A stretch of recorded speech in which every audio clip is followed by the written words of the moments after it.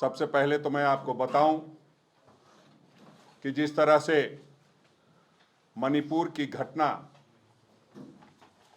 लगातार हो रही है, जो महिलाओं के साथ हुआ वह सब आप जानते हैं, किसी से छुपा नहीं है। और जिस तरह की स्थिति वहां बनी हुई है, आज भी प्रधानमंत्री जी हों, गृह मंत्री जी हों, उसको कहीं ना कहीं इग्नोर करने का प्रयास करते हैं। उस निमित्त हमारे नेता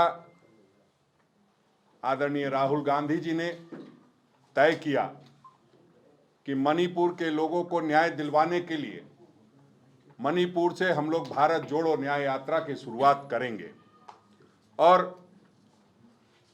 14 जनवरी से उस यात्रा की शुरुआत होगी, जिसमें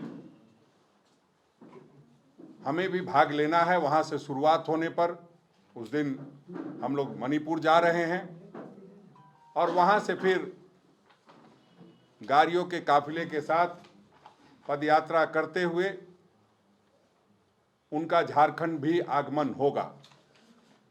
हम लोग अपने नेतृत्व आदरणीय मल्लिकार्जुन खड़गे साहब का,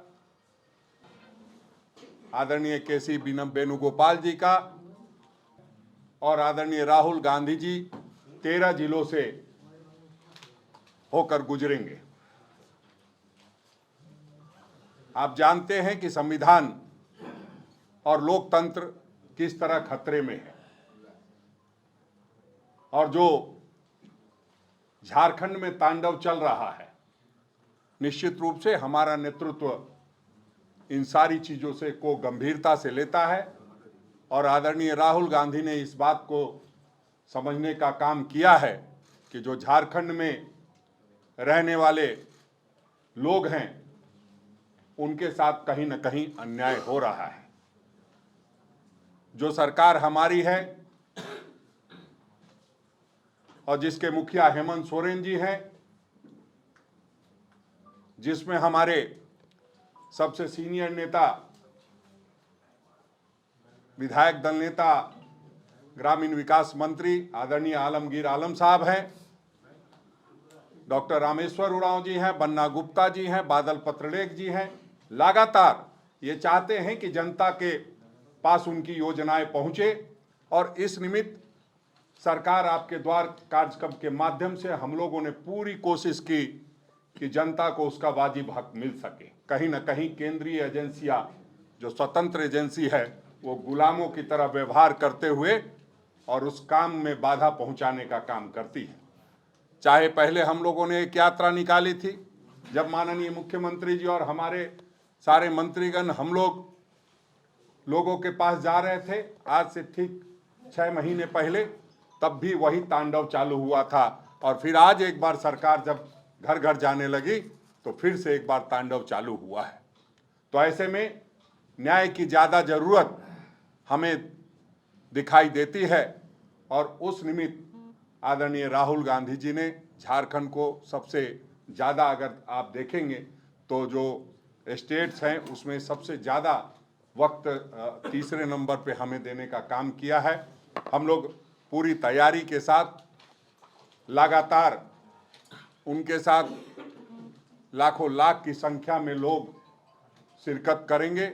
जहां से भी गुजरेंगे वहां की पूरी तैयारी के लिए हम लोगों ने तैयारी शुरू कर दी है।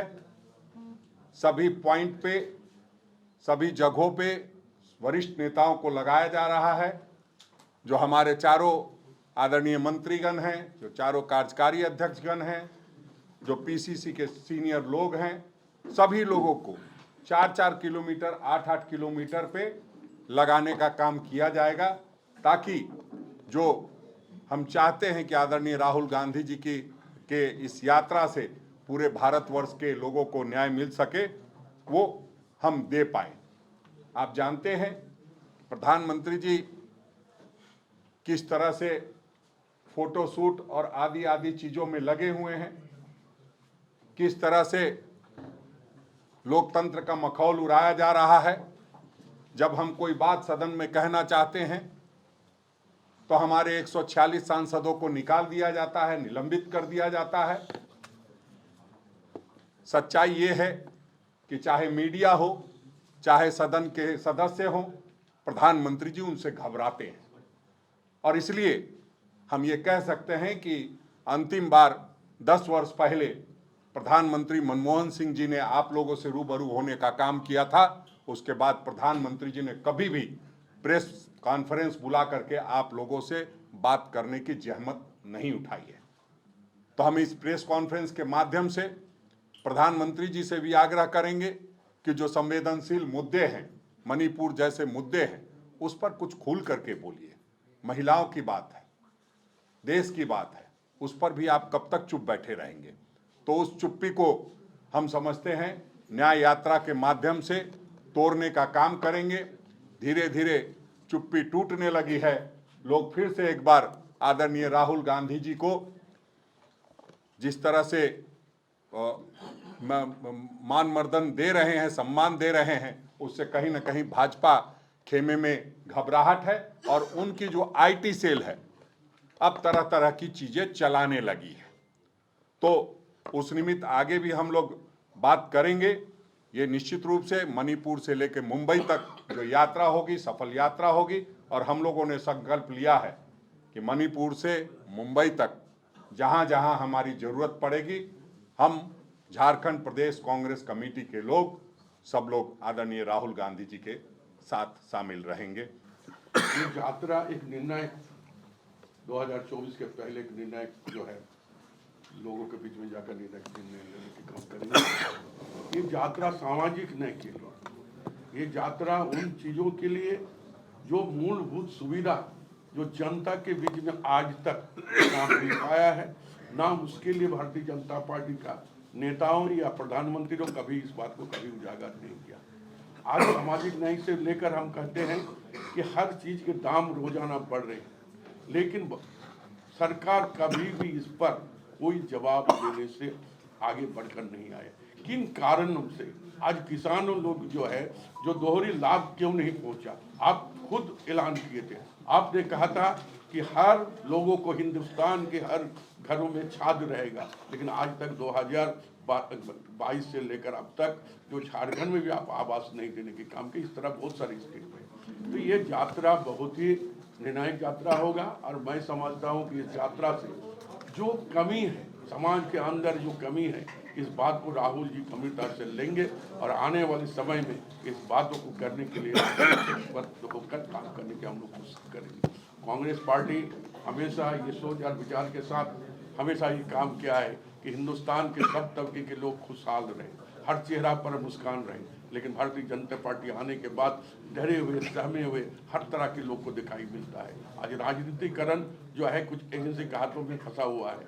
लोग को डर और भय दिलाकर जो है राजपाट जो कराना चाहते हैं, ये लोकतंत्र के लिए हित नहीं अहित होगा। आज हमें चाहिए कि लोकतंत्र में जो हमें हमारे पूर्वज ने हमें लोकतंत्र दिया है, जो हमें संविधान दिया है, उसके सही तरीके से हम रक्षा करें और देश के खुशहाली के लिए ये यात्रा हम लोग शुरू कीजिए, ताकि देश के लोगों को न्याय कैसे मिले।